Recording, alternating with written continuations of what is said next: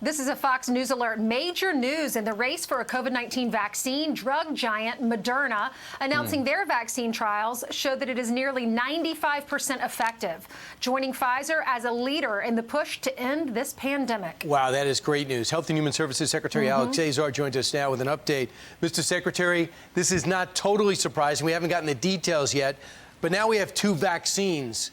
When can the American people expect to be able to make that choice, which one they want?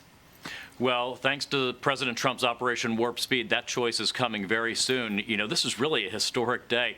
This is the vaccine that President Trump partnered with Moderna on January 13th at our NIH labs, and now over 90% effective vaccine in one of the largest clinical trials ever. So now we have Pfizer, we have Moderna, and thanks to President Trump's vision, we've been making both of those and 4 other vaccines at commercial scale production. So we believe we'll have enough for 20 million Americans to get vaccinated in December. Okay.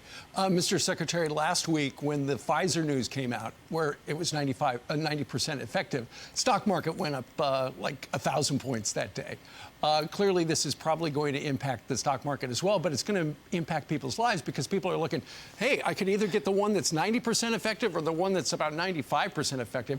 But the problem is I've read that the Pfizer vaccine's got to be stored at 70 degrees below zero, and a lot of places don't have that kind of facility, whereas perhaps the Moderna is easier.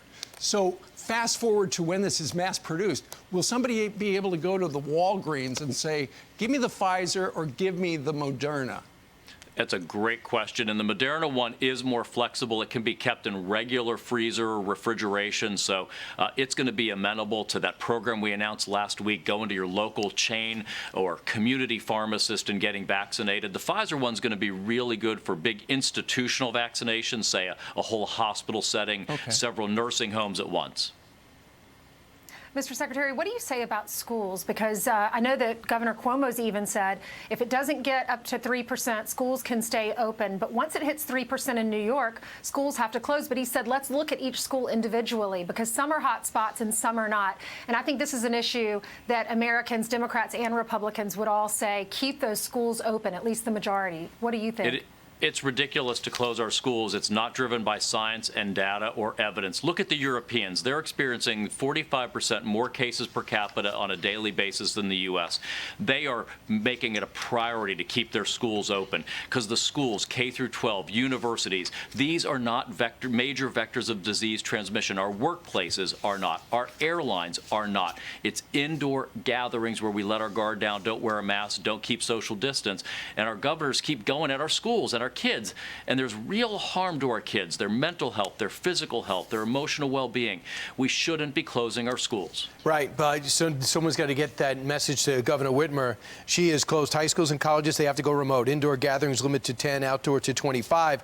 And it caused Dr. Atlas to come up and say people should revolt, not get violent, but revolt and say this is not acceptable. They had the strictest lockdown. Their numbers are going up like other people's are going up. What do you say to Dr. Atlas, who said that to the governor?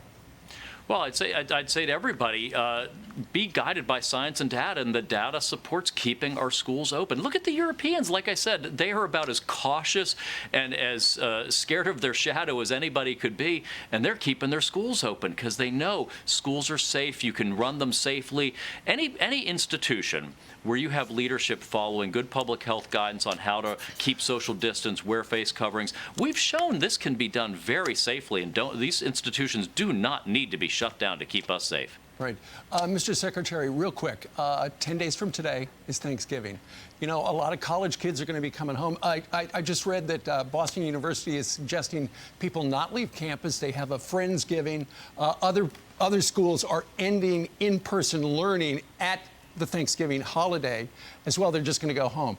But for people whose children are away, for them to come home for a couple of days, what sort of precautions? Because, you know, my wife and I have been talking about whether or not we see our own kids over Thanksgiving for the last 2 weeks. Well, you want to look at what's going on at that school, what kind of case positivity they're having. Is there a lot of infection there? At most of our universities, we're not seeing it. In fact, our universities who have weekly testing have some of the lowest case rates of any places in the country, so your kids may be safer than you are, frankly, in getting together. But look at those circumstances and just use good common sense. Look at coronavirus.gov, cdc.gov for our best advice on how to steer through Thanksgiving and Christmas and what the different mitigation steps are you can take at home. The very common sense things like opening the window if you can, eating outdoors if you can, minimizing the number of folks depending on your own vulnerabilities. But just look at the circumstances and use common sense. All right. Thank you. Okay, Mr. Secretary, thank you so much. Thank you.